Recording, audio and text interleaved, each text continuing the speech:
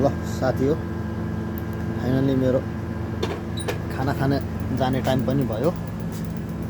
रातिको 12 बजिराखेको छ।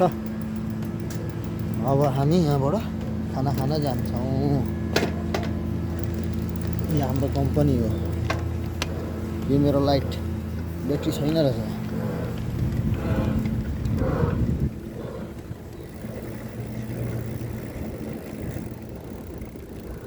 के छ त?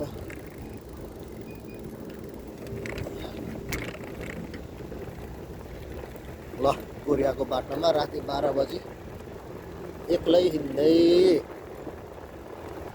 यसरी हात छोडेर कुदाउँछौँ। धुम चाले धुम धुम आया माशाल्लाह।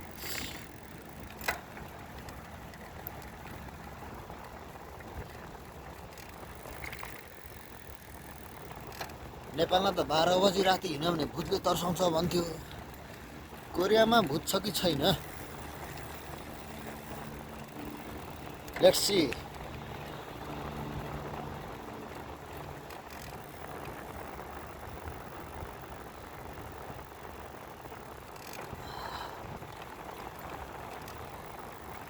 कोरियामा अझै जाडो छ।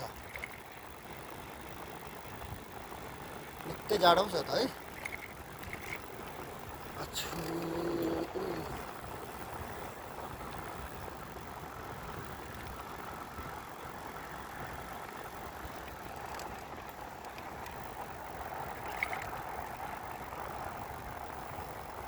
अब चाहिँ मेरो खिचुक्सा पुग्न आँट्यो।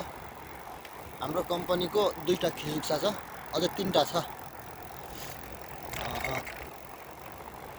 लाइट छैन त बाटोमा। एउटा कम्पनीमै भयो, एउटा चाहिँ यताको कम्पनी स्टोरतिर पनि छ।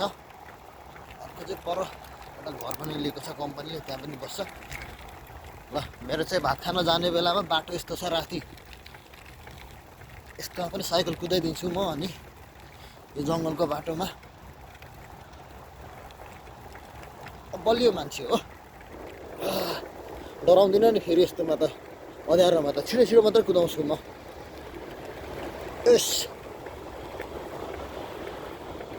ल जङ्गलको बाटो कट्यो। यतापट्टि सब जङ्गल छ।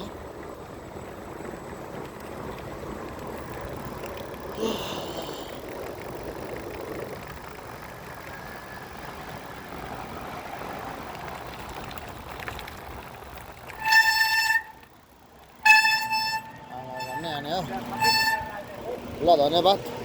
ल बुढो मान्छे 12 बजी भात खानुपर्ने, 11 बजी नै आएर भात खाएर गएर 1 बजीसम्म सुत्ने। 2 घन्टा छुट्टी होइन कविन्दै? यस्तो ठाउँमा त नपाइ हो।